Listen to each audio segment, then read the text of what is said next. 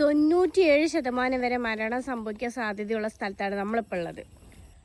2 ദിവസം മുമ്പ് അപൂർവ രോഗം ബാധിച്ച് കുട്ടി മരിച്ചു എന്നുള്ള വാർത്ത നമ്മളെല്ലാവരും ശ്രദ്ധിച്ചിട്ടുണ്ടാകും. കുട്ടികൾ മാത്രമല്ല, മുതിർന്നവർക്ക് ഈ രോഗം ബാധിച്ചിട്ടുണ്ട്. ബ്രെയിൻ ഡെത്ത് അല്ലെങ്കിൽ അമീബിക് മസ്തിഷ്ക ജ്വരം നമുക്കും നമ്മുടെ ചുറ്റുമുള്ളവർക്കും വരാതിരിക്കാൻ വേണ്ടി എന്തെല്ലാം ശ്രദ്ധിക്കണം എന്നുള്ളത് നമുക്കൊന്ന് നോക്കാം. എല്ലാവർക്കും ഒരു തെറ്റിദ്ധാരണയുണ്ട്, ഇത് ഒരാളിൽ നിന്ന് മറ്റൊരാളിലേക്ക് പകരുന്ന രോഗമാണെന്ന്. ഒരിക്കലും അല്ല കേട്ടോ. ഈ അമീബ നമ്മുടെ ചെവിയിലൂടെയോ അല്ലെങ്കിൽ മൂക്കിലൂടെയോ കടന്ന് ബ്രെയിനിലേക്ക് എത്തുമ്പോൾ മാത്രമാണ് അത് ഒരാളിനെ ബാധിക്കുന്നത്. അത് വേറൊരാളിനെ സ്പ്രെഡ് ചെയ്ത് കൊടുക്കാനുള്ള ശേഷിയൊന്നുമില്ല.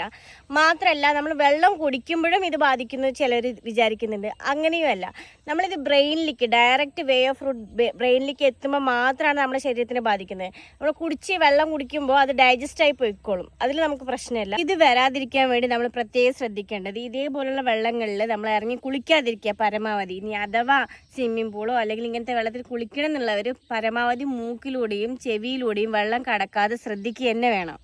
ഇതൊരു ഏകകോശ ജീവിയാണ്. വെള്ളത്തിൻ്റെ അടിത്തട്ടിലാണ് ഇത് കൂടുതലായിട്ട് കണ്ടുവരുന്നത്. ഇത് വെള്ളം ഇളകുന്ന സമയത്താണ് വെള്ളത്തിലേക്ക് സ്പ്രെഡായി വരിക. അപ്പോൾ നമ്മൾ ഇറങ്ങി അല്ലെങ്കിൽ അതിൽ യൂസ് ചെയ്യുമ്പോൾ നമ്മളിലേക്ക് ഇത് ബാധിക്കാൻ സാധ്യതയുണ്ട്. ഉപ്പ് കലർന്ന വെള്ളത്തിലും ക്ലോറിനേറ്റ് ചെയ്ത വെള്ളത്തിലും ഇത് കാണില്ല കേട്ടോ. ബാക്കിയുള്ളവിടെ ഇത് ഉണ്ടാവാൻ സാധ്യതയുണ്ട്. ഞാൻ ഇതിൻ്റെ രോഗലക്ഷണങ്ങളും കൂടി പറഞ്ഞുതരാം. ഇനി 2 ആഴ്ചയ്ക്കുള്ളിൽ ആരെങ്കിലും ഇതേപോലെ കുളിച്ചിട്ടുണ്ട് അല്ലെങ്കിൽ അങ്ങനെ അസ്വസ്ഥത ഉണ്ടെന്നുണ്ടെങ്കിൽ ആരും പാനിക് ആവുമൊന്നും വേണ്ട. ഇത് പെട്ടെന്ന് ചികിത്സ നേടിക്കഴിഞ്ഞാൽ പെട്ടെന്ന് തന്നെ അസുഖം ഭേദമാവുന്നതേ ഉള്ളൂ. അപ്പോൾ ഞാൻ രോഗലക്ഷണങ്ങൾ പറഞ്ഞു. തലവേദന, പനി, ഛർദി, മാനസികമായിട്ട് ഡിപ്രഷൻ പോലെ തോന്നുക, ഇതൊക്കെയാണ് ആദ്യത്തെ ലക്ഷണങ്ങൾ. പിന്നെ നമുക്ക് ഈ ഷോൾഡറിൻ്റെ ഇവിടേക്ക് ഒരു കടച്ചിൽ പോലെ പെയിന് പോലെയൊക്കെ തോന്നും. അപ്പോൾ ഇതൊക്കെയാണ് ഇതിൻ്റെ മെയിനായിട്ടുള്ള ലക്ഷണങ്ങൾ. ഈ 2 ആഴ്ചൻ്റെ ഉള്ളിൽ ആരെങ്കിലും ഇതേപോലെ പൂളിലോ അല്ലെങ്കിൽ കുളത്തിലൊക്കെ പോയി കുളിച്ചിട്ടുണ്ടെന്നുണ്ടെങ്കിൽ നിങ്ങൾക്ക് ഈ ചെറിയ ലക്ഷണങ്ങൾ ഉണ്ടെന്നുണ്ടെങ്കിൽ നിങ്ങൾ ഒരിക്കലും പാനിക് ആവേണ്ട ആവശ്യമൊന്നുമില്ല.